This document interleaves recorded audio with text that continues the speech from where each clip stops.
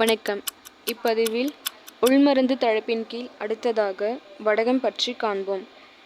இது சரக்குகளை தனித்தனியே இடித்து துணியில் வடிகட்டி ஒவ்வொன்றும் சேர்க்க வேண்டிய எடை எடுத்து கலந்து அத்துடன் நாட்டு சர்க்கரையாவது வெல்லத்தையாவது தேவையான அளவு கலந்து வைத்துக்கொண்டு ஒரு குடைவான மண் சட்டியில் பசும்பாலும் தண்ணீரும் சரியளவு கலந்து ஊற்றி சட்டி வாய்க்கு துணி கட்டி அந்த துணிக்கு மேலே இந்த பொடியை பிட்டுமா வைக்கிற மாதிரி நம்ம வச்சு மேலும் அதுக்கு மேலே ஒரு குறைவான சட்டி கொண்டு மூடி அடுப்பேற்றி பால் வற்றும் வரைக்கும் நம்ம எரித்து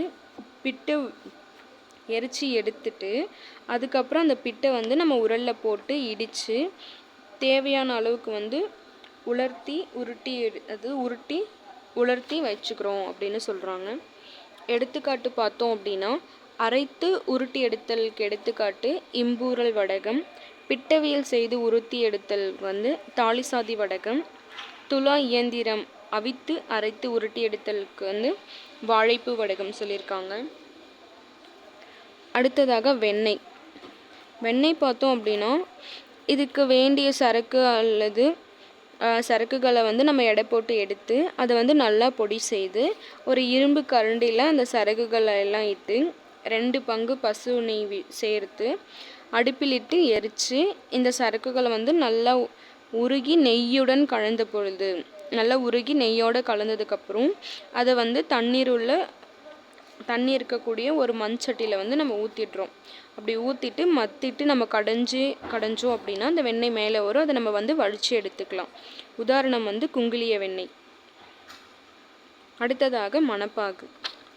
இப்போ மணப்பாகு எப்படி செய்கிறாங்கன்னு பார்த்தோம் அப்படின்னா சில சரக்குகளையாவது வேர்கள், பூக்கள், பழங்கள் அப்படி இல்லை கொடிகளையாவது அப்படியும் இல்லை அப்படின்னா தனித்தனி குடிநீர் செஞ்சு அப்படியும் இல்லைன்னா பழங்கள்லேருந்து நேராக நம்ம சாறு எடுக்கிறோம்ல அந்த மாதிரி சாற்றை பிழிஞ்சாவது ஒரு மண் சட்டியில் விட்டு அதற்கு தகுந்த கற்கண்டு, வெள்ளை சர்க்கரை இதெல்லாம் நம்ம எடைப்படி சேர்த்து எரித்து மணம் வரும் பக்குவத்தில் இறக்கி அதை ஆற்றி வச்சு கொள்வது தான்.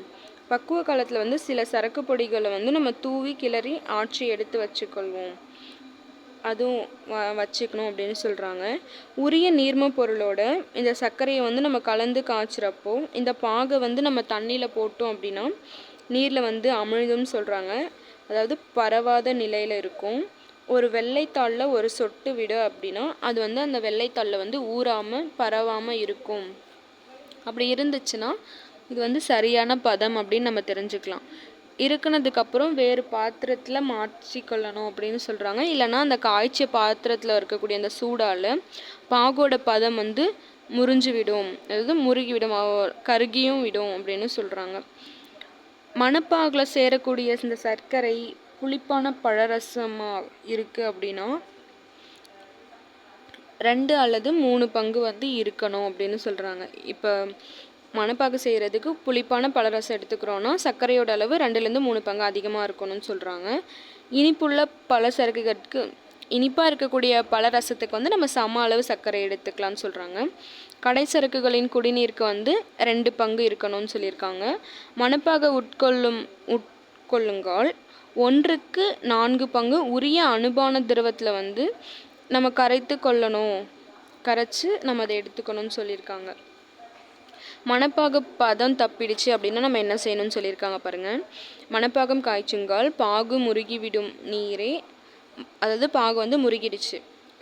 இப்போ நம்ம என்ன பண்ணணும், நீரோ வெந்நீரோ விட்டு கலக்கி வைத்து கொள்ள கெட்டுவிடும். இப்போ நீரோ வெந்நீரோ போட்டு நம்ம கலக்கிட்டோம் அப்படின்னா அது கெட்டுடும்.